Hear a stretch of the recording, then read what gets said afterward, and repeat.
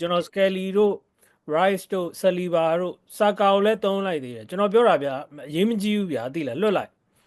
မသုံးစေချင်စိတ်ပူလို့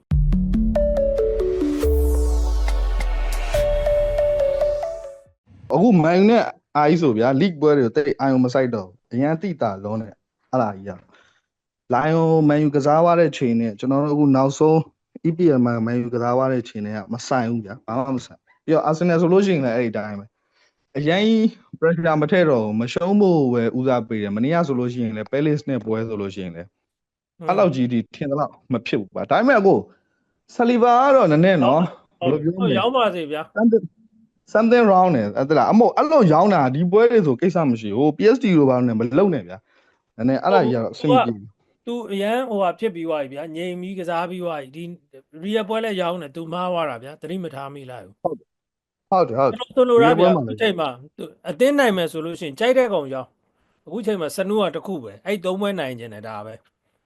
အဲ့သုံးပွဲမှာတော့မှဗျာတပွဲလောက်တည်ကြပြီးတော့ PSG နဲ့တကြော့တည်ကြလို့ရသေးတယ်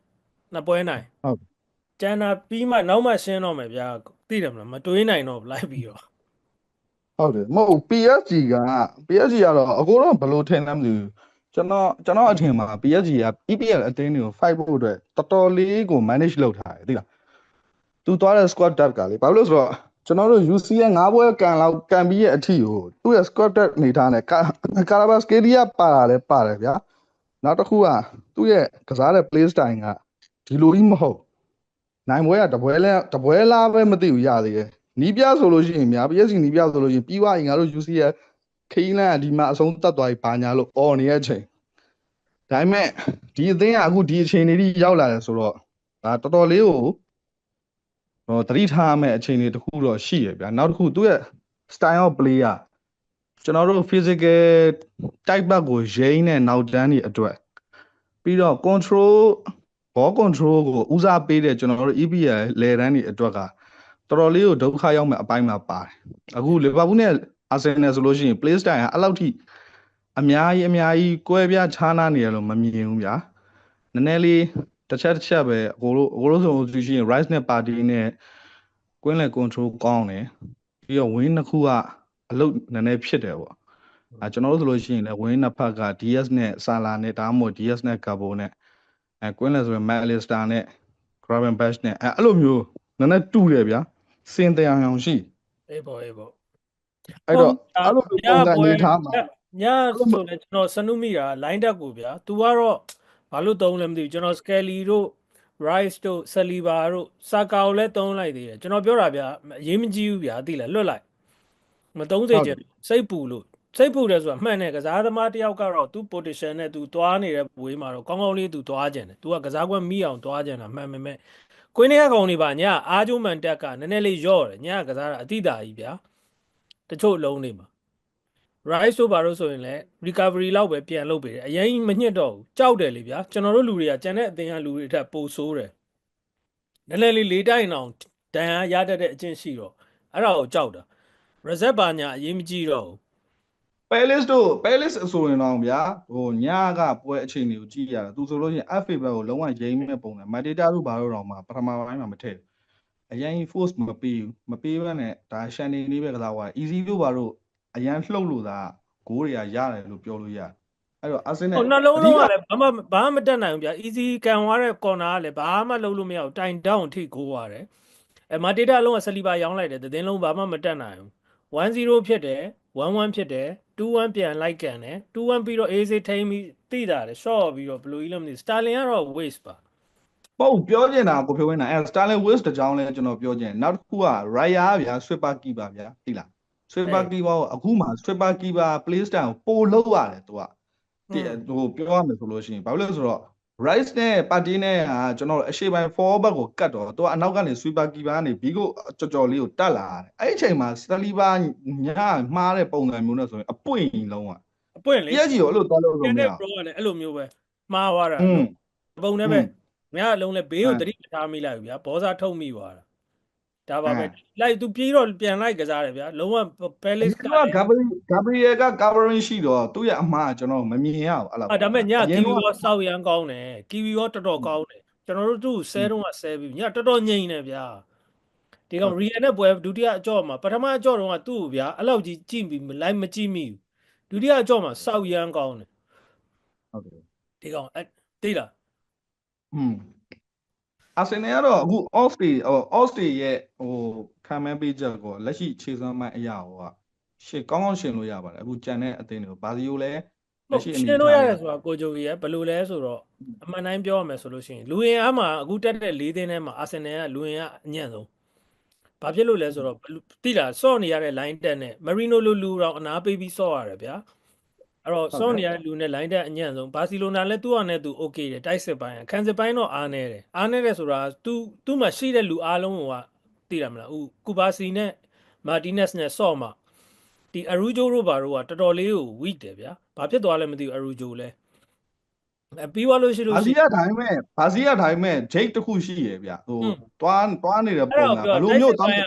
တိုက်စစ်ပိုင်းအရန်ကောင်းတော့ဖာထိမ့်မိတယ်ဗျာပွဲတိုင်းဒီပါတိုက်စစ်ကလိုက်ထည့်ပေးနိုင်တယ်အဓိကပြဿနာဘာစီလဲကောင်းတယ်အင်တာကတော့ပြောစရာမလိုဘူးသူ့ဟာနဲ့သူပဲညရတယ်ကျွန်တော်ထင်တာ AC ကို short လိုက်တဲ့ဟာလားတကယ်ကန်လားတော့ကျွန်တော်တော့မသိဘူးဒါပေမဲ့အဲ့ပွဲတော့မကြည့်ပြဘူး3-1နဲ့ပြီးသွားပြီအင်တာပြုတ်သွားတယ်ပြီးသွားတော့သူ့မှာ CD တွေလည်းရှိသေးတယ်ဒါပေမဲ့အင်တာရဲ့လူတွေကဟိုနီးပြနဲ့အာဆင်နယ်နဲ့အင်တာကြောရိုးတူတူပဲဗျာကစားကွက်နဲ့ကစားတယ်နီးပြပြောတဲ့အတိုင်းကစားတာသူတို့မှရှိတဲ့လူတွေကဘာစီလိုတိုက်စစ်ကောင်းတာလည်းမဟုတ် PSG လိုလူရင်ကတောက်တာလည်းမဟုတ်သူတို့နှစ်တင်းကနီးပြနဲ့ကစားကွက်ကအဲ့နှစ်တင်းအကောင်းဆုံးပဲအကောင်းဆုံးဆိုတာပွဲတစ်ပွဲကိုနိုင်အောင်ကံမှုသွားတဲ့ပုံစံဘာစီတို့ဘာလို့ကြောက်တိုက်စစ်လည်းကောင်းတယ်နီးပြဟန်စီဖလစ်လည်းကောင်းတယ်အားနေချက်ကတော့နောက်တန်းပေါ့ဗျာနောက်တန်း weak တယ်ကိုပေးရတယ်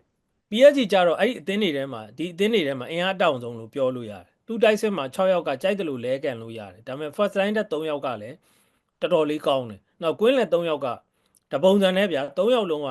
သူတို့3ယောက်လုံးကြိုက်တဲ့နေရာရွှေ့ကစားလို့ရတယ်3ယောက်လုံးမှာရှိတဲ့ရတာကာဘတ်စကေးလီရတာသူတို့တော်တော်ကောင်းသွားတယ်တော်တော်ကောင်းတဲ့ငြိမ်သွားတယ်ဟိုအဓိကဗျာ balance ဖြစ်သွားတယ်သူအရင်တော့ကွင်းလယ်ကိုတဲကစားလို့မရဘူးဆိုတာအဲ့ကွင်းလယ်မှာဟိုဒီအခု Fabian Rios ရဲ့ဒီဟို João Neves ရဲ့ Fitting High အဲ့3ယောက်လုံးကတိုက်စစ်ကောခံစစ်ကောကောင်းတဲ့ပြင်ရတဲ့ဘောလုံးတွေကိုသိတယ်မလား through ball ပေးတာပဲဖြစ်ဖြစ်တိုက်စစ်လမ်းကြောင်းနဲ့ချပေးတယ်သူတို့က pace တော့လိုတယ်သူတို့တိုက်စစ်မှုတွေကနေရာလွတ်တော့လိုတယ်နေရာလွတ်အများကြီးမရှိရင်တော့လုံးလုံးမရဘူးနေရာလွတ်လိုတယ်ဘာလို့လဲဆိုတော့အမြန်နဲ့ကစားတာဒမ်ဘီလီလိမ့်မယ်ခောက်မယ်ဝင်မယ်နောက်တစ်ခုကသူကအရှင်ထားတယ်တိုက်စစ်3ယောက်လုံးအဲ့တော့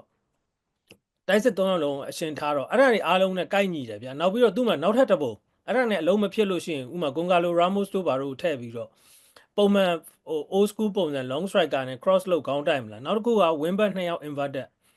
Menes ကောဒီဘက်ကဟာကီမီရောဟာကီမီကိုဆိုတော်တော်သိမ်းတာသူ့ရဲ့ဟိုဖဲကဟာကီမီအဆွန်ဗီလာဒုက္ခရောက်တာလဲဟာကီမီကြောင့်ပဲတော့ Mendes နဲ့2ယောက်လုံးကလည်း inverted ကိုလည်းအရန်ကောင်းတယ်လို့တကယ်အဖြေပေးနေတာအဲ့ကောင်တွေရဲ့အဲ့ကောင်တွေမြန်လဲမြန်တယ်ကိုသွင်းအားလဲကောင်းတယ် defensive ဘိုင်းမှာတော့ Mendes back ကနေပေါက်ရင်တော့နည်းနည်းလေးပိုအဓိက center back 2ယောက်ဗျာအားနေချက်ဆိုပါချိုကကောင်းတယ်ဒါပေမဲ့ဒီလောက်ကြီးမဟုတ်မာကွင်ဟိုကကောင်းပြီသားဗျာအရေးကြောင်းရှိရင်အားမကိုရအောင်အဲ့နှစ်ကောင်ပဲကိုသမားလဲကောင်းတော့ PSG ကျွန်တော်ထင်တာလေကျွန်တော်တို့ရှုံးတာအဓိက Mendes ရောက်ရှုံးတာ Mendes ဘက်ကအခု Arsenal နဲ့ပွဲမှာဆိုလို့ရှိရင်ဟိုပေါက်ဖို့ဆိုတာတော့မဖြစ်နိုင်တော့နဲတယ်လို့တော့ထင်တယ် Mendes ကဟိုဘယ်လိုပြောမလဲဆိုတော့ဟို one player control ဆိုရင်အရင်ကောင်းတယ် Mendes ကိုတွားပြီးတော့ team balance နဲ့ control လုပ်ဖို့အတွက်ကိုဟိုဒါနောက်တန်းမှာ back line မှာထိုင်ခံတယ်ဆိုလို့ရှိရင်တော့ Mendes ကဟာကွက်ရှိအဲ့လိုမျိုး one player control ဥမာဆာလာကိုထိန်းတာတော့အခုကျွန်တော်နှစ်ကြော့ကလုံးဆိုဗျာဆာလာလုံးဝလှုပ်လို့မရသလောက်ပဲဒီကောင်ထိန်းထားတဲ့ပုံစံပြီးတော့ဒီကောင်ရှီကနေအကိုဆောနာပြောလို့ impact လီဗာပူးကနည်းနည်းလေး predictable ဖြစ်တယ်ဗျာဘာလဲဆိုတော့ခမန်းလို့လွယ်တယ်လီဗာပူးတိုက်စစ်မှာဆိုအဓိကအသက်သွေးကြောသည်ဆာလာလှုပ်မရအောင်ဆာလာကိုဒုက္ခပေးမယ်ဆာလာကိုကတ်မယ်နောက်တစ်ခုကလီဗာပူးနောက်တန်းမှာဗန်ဒိုက်ကမိမ့်မယ်ဗျာအဲ့တော့ဗန်ဒိုက်နဲ့တူတူအဲ့နေ့ကဒုတိယအကြော့မှာဆိုကိုနာတေးလဲကြော့တယ်ဗျာအမှန်တိုင်းပြောရရင်တော့ကြော့တယ်ပထမအကြော့မှာတည်းကလီဗာပူးကတွားလိုက်တဲ့ပုံစံတစ်ဖက်သက်ကြီး PSG ဖိဆော့ပြီးလီဗာပူးကောင်တာနဲ့ဂိုးသွားတာမှန်တယ်လီဗာပူးအဲ့လိုမျိုးကြီးလည်းမဘူးဗျာလီဗာပူးအဲ့လိုမဆော့တတ်ဘူးပွင့်လင်းပြောရင်တိုက်တဲ့အသင်းနဲ့လီဗာပူးကြီးကကိုကခံဆော့တဲ့အချိန်ကျရင်လီဗာပူးတိုင်ပတ်တယ်လီဗာပူးခံလို့မရဘူးလီဗာပူးက तू ကပဲစိုးမိုးပြီးဆော့တာအဲ့ဒီတခုတော့အားတာကစားကွက်ပိုင်းကမကြောက်ဘူးဗျာကျွန်တော်တို့ PSG နဲ့ကြားလို့ရှိရင်ကျွန်တော်တို့စိုးရိမ်တာဗာလဲဆိုတော့အာဆင်နယ်ရဲ့ကစားသမားတွေရဲ့ဒီအာတီတာခိုင်းတဲ့အတိုင်းကိုလှုပ်ဖို့ အာဒီတာပြောတဲ့အတိုင်းသွားဖို့အခုလောလောဆယ်မှာကြံတာကတော့ပြဿနာမရှိဘူးအဲ့ဒီတစ်ခုပဲ